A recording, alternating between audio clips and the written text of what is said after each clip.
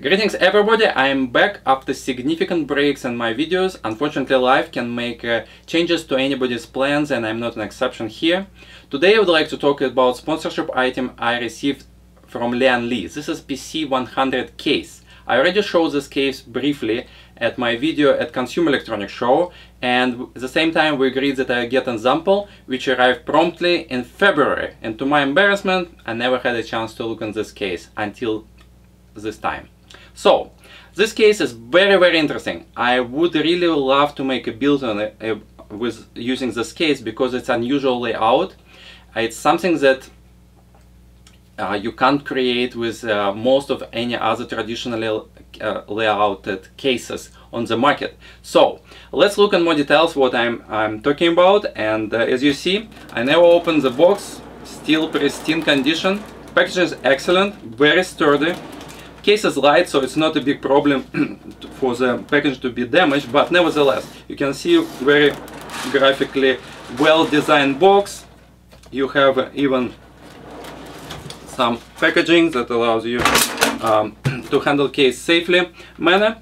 And so let me open it up. I probably wouldn't show this part unless it will be very exciting and do something wrong, but let's open the package itself and see what we get inside of the box.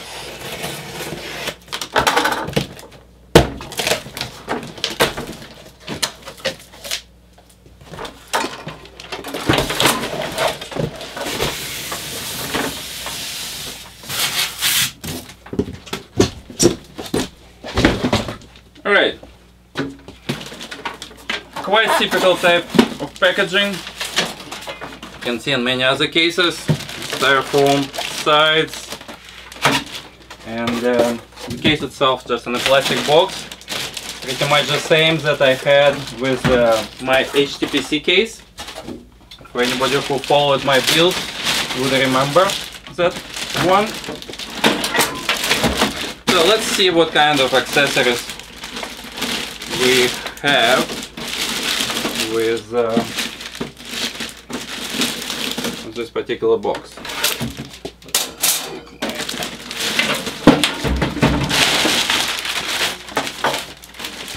As usual, Lian Li provides a little catalog that allows you to see all kind of accessories you can purchase from Lian Li. We have a manual how to assemble case, one big sheet, multiple languages really, and something in Japanese or Korean, something like that. Okay, case is in excellent condition. I don't see any scratches or anything like this, very clean. One thing that you need to keep in mind when you're dealing with aluminum cases, that aluminum material by default is not as sturdy, so make sure you don't swing with a screwdriver or utility knife while being in close proximity to the case. I still was very careful, but I still managed to scratch my HTPC case a little bit, and unfortunately there's no way to fix this kind of damage. So when you're dealing with aluminum case, you know, be more gentle than usual. So, okay, let me tell you right away what the most interesting feature of this particular case. And this is type of layout we're getting for motherboard. So if we open the front panel, you can see that motherboard, instead of facing on the rear of the case and facing the front of the case. And while that might sound as an odd solution, in fact, in the past I was thinking not once that I wish I had a case with I/O ports on the front. Why? Because, for example, for my type of use, I have to connect, disconnect a lot of things to my case, and a couple ports on the front not always cut it.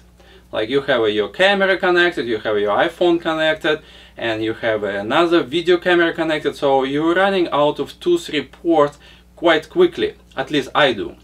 So every time you need to go kind of from back of the case and connect everything there, or have a bunch of wires always coming from the rear of the case, like I have right now with my Silent Sniper build. I probably have like 6 cables coming from the back of the case and lying on my desk. And if you have tons of connection which offered by modern motherboard right on the front of the case, your life could be a little bit easy and, you know, have a less clutter on your desk. So I like this kind of design, and but I'm not sure how easy it would be work with. And for that reason, I actually have my EVGA dead motherboard that I plan put inside of the box, so we can see a little bit better how layout works, not just, you know, open the box and look around, what usually you can see on the videos. So nevertheless, let's look on the case itself. The front panel disconnected pretty easily, and we can see front of the case very much look like rear of the case itself. What you can do with connections, because normally you have a bunch of wires coming out. So for video cards, you can route your cable in this grommet and go all the way back and exit in the back of the case. So if you want your video cables, for example, still have in the back, you still can do that. One thing you need to keep in mind, that because you're probably losing like half a meter of length or 2 inches of length in this case, so most of the monitors coming, cables coming with monitor itself is not very long, maybe like 6 feet or so. So basically, if you have this kind of case, probably a good idea right from the beginning to purchase 10 feet cable or longer, so you can route your wires directly to monitor without limitation of the distance. If something you don't want to go on the back, you have a possibility to exit cables on the side of the case. You can see there's 2 connections here. The size not very big. You probably can put like 1 monitor cable in each, or maybe, I don't know, 6 USB cables in each. So the size of the thing is not huge, and I don't think you can make it any bigger. One fan on the front, while you have 2 fans on the back. This is, I think, a little bit unbalanced kind of solution. Why? Because I typically like to have positive pressure inside of my case. Because when you have negative pressure like this, you have 2 exhaust fans plus probably your power supply as well, and only 1 fan on the front. It means that air will also coming through every single like hole or imperfection in your case, and you'll have all these lines of dust all over the place. So if you don't want to have something like this, you need to think maybe to balance the flow of the case with more faster fans on the front than on the back, or maybe have a panel here if you don't use both 525 bays, to just have a mesh kind of opening, so they'll let you more air easily coming through, not through the cracks on the case. But that's something you need to keep in mind, definitely, because as I said, that it's a little bit looks better for you when you have a positive pressure inside of the case. So let's look a little bit more what we have.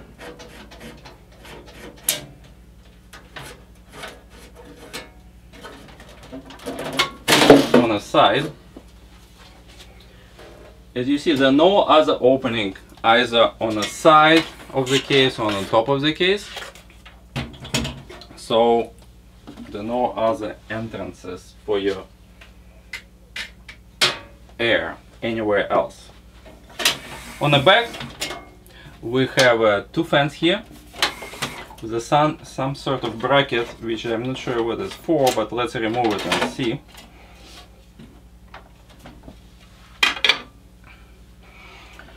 So 2 14 millimeters, 140 millimeters fans here. The space, I'm not sure 100%, but if you're looking for water cooling kind of setup, I think there is a possibility that you can put a thin radiator with fan inside of the case and have a dual radiator here, which will effectively allow you to water cool one CPU and possibly one CPU and graphical card if you don't go for crazy overclocks. Another solution I think that can be done pretty easily, you actually can mount a radiator and your fan flat just on the back of the case, which will be relatively neat solution without sticking too much, and you can run your tubing through those two grommets on the back of the case. So that's also a solution that can work. But let's just later try to put the radiator here and see how much space it takes. This bracket in the middle is just for supporting your graphical cards if you have a long ones, and the last bracket there, as I remember correctly, this is basically a bracket to put your hard drives or SSDs.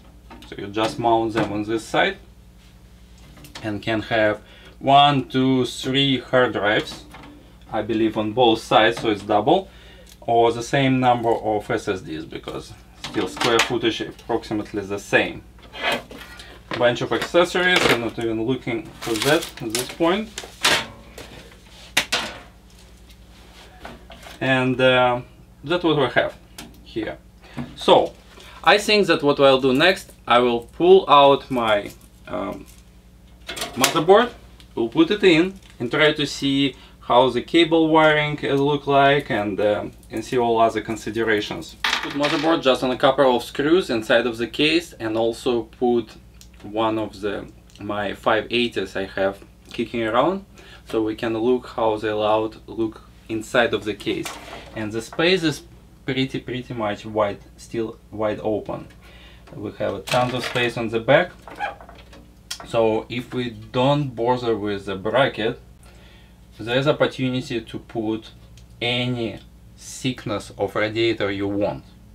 The space is huge, so RX series or whatever monster radiator you want to put inside is not an issue at all. So it's definitely clearance is perfect here. The only problem that you might experience if you use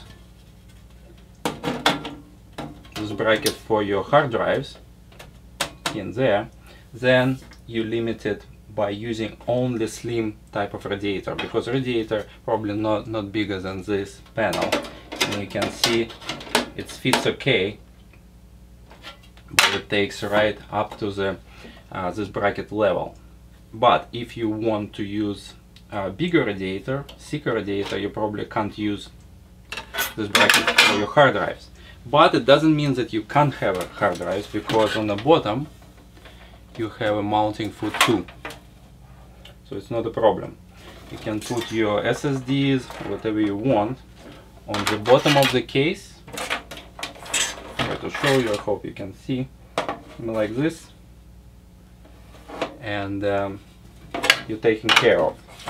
If you use a thin radiator, then using of this bracket is not an issue. Just put your SSD right in this position, probably this way, because cables might be on the way. You connect it directly to your motherboard. One thing that I would like to double check here, because as I said earlier that I think the air disbalance with intake and outtake is not very good for this particular situation. I will see if we can fit a trapwork fan, which is 55 millimeters, so amount of air is moving is huge just because the blades is big, and if I still can put front cover in place. Okay, I have fan in place. This front power button connection is a suspect, but let's see if I can close the case effectively or not.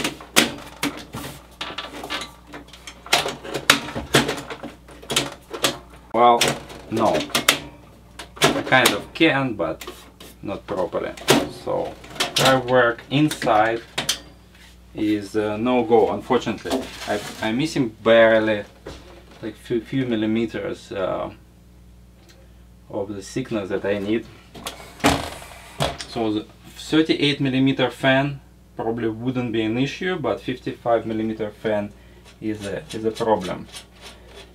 Now, although we don't going to make a full build, let's see if we can some sort of mock-up build for water cooling.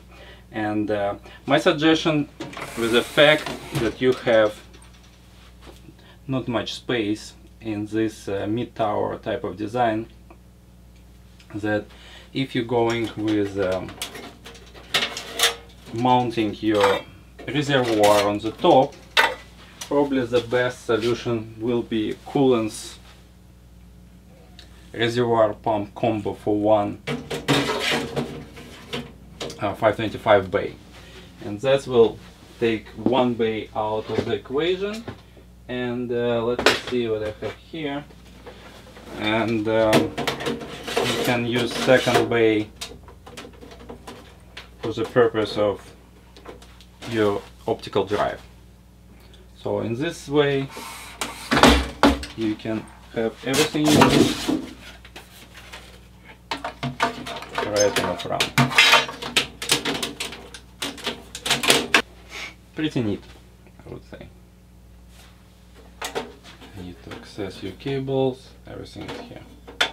Next thing I would like to test, I doubt that Lian Li didn't check that out, but just to be devil advocate, I'd like to make sure that I can run cable to the back of the case without much issues. So what I'll do,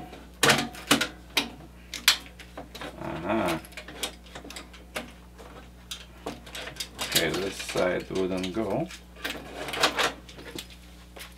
and this side wouldn't go either. So if you have cable with a filter,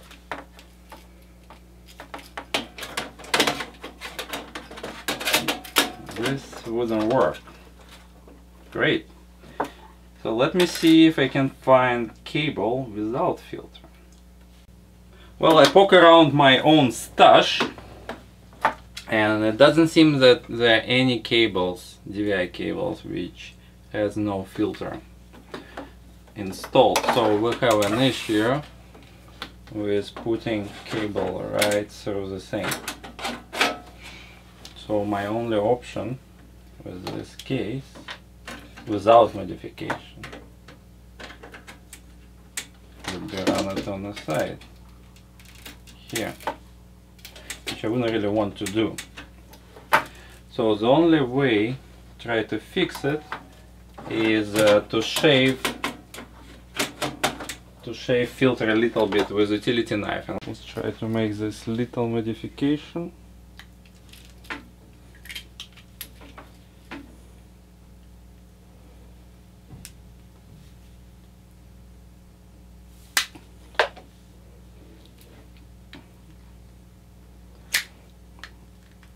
So I cut it right to the metal, possibly magnetic piece of magnet, inside of insulation, and the same for other side.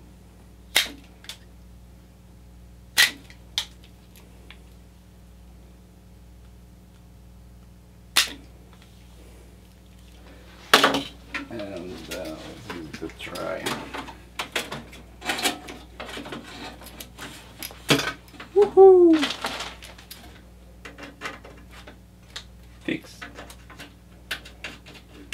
Excellent. There's a will, there's a way.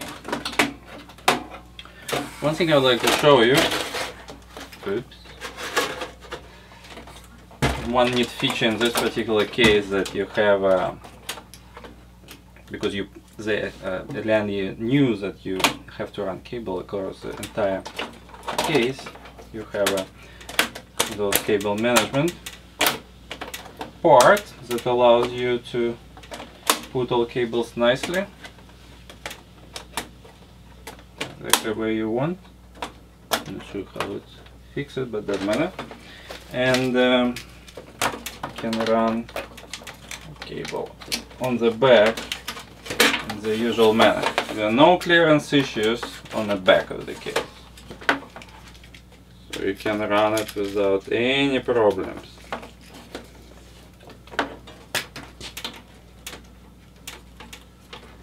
Right here.